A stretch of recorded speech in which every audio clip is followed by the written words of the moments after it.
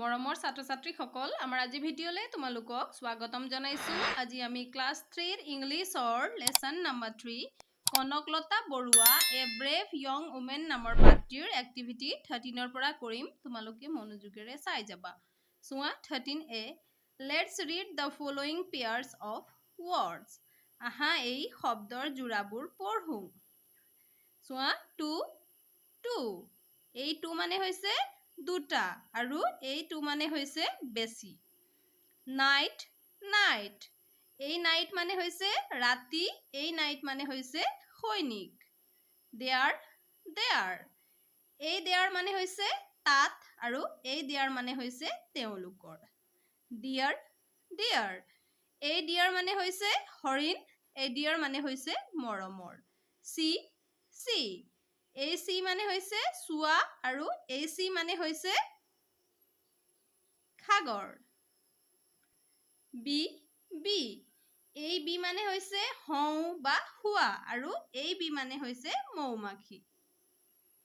এতিয়া চোৱা be choose the correct words from the brackets and complete the sentences. এতিয়া আমি এই ব্ৰেকেটৰ পৰা শুদ্ধ শব্দটো লৈ এই খালি ঠাই পূৰ কৰিব লাগিব। চোৱা number 1 I want two chocolates. এতিয়া লিখিম এই 2 chocolates. মোক দুটা চকলেট লাগে। তাৰপিছত চোৱা I saw a deer in the jungle. মই জংঘলত এটা হৰিণ দেখিছোঁ, গতিকে আমি এইটো ডিয়াৰ লিখিম। তাৰপিছত চোৱা number 3 Florence Nightingale always carried a lamp at night. আমি এইটো নাইট লিখিম। ফ্লৰেন্স নাইটেংগলে সদায় ৰাতি এটা লেম্প লৈছিল, হয়নে? এই নাইট মানে হৈছে ৰাতি, গতিকে আমি ইয়াত নাইট বুলি লিখিম। তাৰপিছত চোৱা number 4 I want to be a nurse when I grow up. মই ডাঙৰ হৈ নাৰ্ছ হ'ব বিচাৰোঁ, গতিকে আমি এই বিটো লিখিম। এতিয়া তোমালোকেও এইটো ধুনীয়াকৈ লিখি ল'বা। এতিয়া চোৱা number 14 listen and repeat the following words. এই শব্দবোৰ শুনা আৰু পুনৰাই কোৱা। hoist, moist, noise, voice. Now write OI in between the given letters to make a word. One is done for you. এতিয়া কি কৰিব লাগিব? এই দুটা আখৰৰ মাজত আমি এই OI লিখি শব্দ বনাব লাগিব। এতিয়া চোৱা এটা ইয়াত আমাৰ বাবে কৰি দিয়া হৈছে, হয়নে? নম্বৰ 1 এফালে জে আছে, এফালে এন আছে, হয়নে? মাজতে O আৰু I লিখি জইন শব্দ এটা হৈছে, হয়নে? এতিয়া চোৱা এইটো নম্বৰ 2 F আমি লিখিম OIL foil. এইটো চোৱা foil. তাৰপিছত চোৱা নম্বৰ 3 BOIL boil. এইটো চোৱা BOIL boil. তাৰপিছত চোৱা COIL coil. আমি ইয়াত লিখিছোঁ coil. এতিয়া চোৱা আমি ইয়াত coil লিখিছোঁ। তাৰপিছত চোৱা SOIL soil. এতিয়া চোৱা আমি ইয়াত soil লিখিছোঁ। এতিয়া চোৱা activity 15 there are many people who help us and make our daily life easy. Read about the people and match them with their description. এতিয়া চোৱা আমাৰ ইয়াত এনে বহু লোক আছে যিসকলে আমাৰ দৈনন্দিন জীৱন সহজ কৰি তোলে, হয়নে? এতিয়া আমি কি কৰিব লাগিব? এইফালে তেওঁলোকৰ বিষয়ে দিয়া এই বৰ্ণনাটো, এই বাক্যটো পঢ়িব লাগিব আৰু এইফালে দিয়া ছবিবোৰৰ লগত মিলাব লাগিব। এতিয়া চোৱা number 1A person who protects our country. এজন ব্যক্তি যিয়ে আমাৰ দেশখনক ৰক্ষা কৰে। আমাৰ দেশখনক কোনে ৰক্ষা কৰে? এফালে তোমালোকে চাই কোৱাচোন। soldier, হয়নে? সৈনিকসকলে ৰক্ষা কৰে, গতিকে আমি ইয়াক ইয়াৰ লগত মিলাব লাগিব। এতিয়া চোৱা আমি মিলালো হয়নে number 2 a person who grows crops and vegetables এজন ব্যক্তি যিয়ে শস্য আৰু শাক-পাচলি উৎপাদন কৰে কোনে কৰে শস্য আৰু শাক-পাচলি খেতিয়কে উৎপাদন কৰে হয়নে গতিকে আমি তাক ইয়াৰ লগত মিলাব লাগিব তাৰ পিছত চোৱা Number 3, a person who takes care of our teeth. এজন ব্যক্তি যিয়ে আমাৰ দাঁত চোৱাচিতা কৰে। কোন হয়? তেওঁ ডেন্টিষ্ট হয়, হয়নে? গতিকে আমি ইয়াৰ লগত মিলাব লাগিব। এতিয়া চোৱা আমি এইটো মিলালো। তাৰপিছত number 4, a person who makes furniture. এজন মানুহ যিয়ে ফাৰ্নিচাৰ বনায় তেওঁ কাৰ্পেণ্টাৰ হয়নে গতিকে আমি ইয়াৰ লগত মিলাম তাৰপিছত চোৱা number 5 a person who treats us when we are sick এজন মানুহ যিয়ে আমাৰ বেমাৰ হলে আমাক চিকিৎসা কৰে তেওঁ কোন হয় তেওঁ ডক্টৰ হয় হয়নে গতিকে আমি এই 5 নম্বৰটো ডক্টৰৰ লগত মিলাব লাগিব এতিয়া চোৱা আমি এইবোৰ মিলালো হয়নে এতিয়া চোৱা এক্টিভিটি 16 লেটস ৰোল প্লে অভিনয় কৰো এতিয়া চোৱা আমি এফালে লৰা এজন দেখিছো আৰু এফালে আমি বৃদ্ধ লোক এজন দেখিছো হয়নে এতিয়া লৰাজনে কৈছে what are you doing grandfather ককা দেউতা আপুনি কি কৰিছে বুলি সুধিছে আকৌ ককা দেউতাই কৈছে oh Surajit come here I am reading an autobiography of Dr. APJ Abdul Kalam. ককা দেউতাই কৈছে সুৰজিত আহা মই ডক্টৰ APJ আব্দুল কালামৰ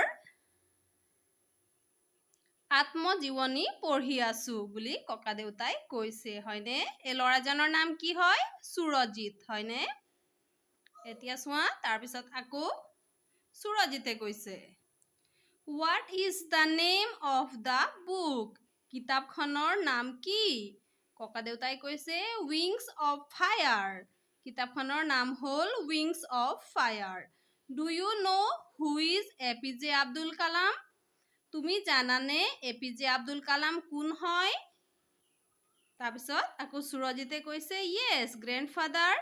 হয় ককা দেউতা He was a scientist and was also the president of India.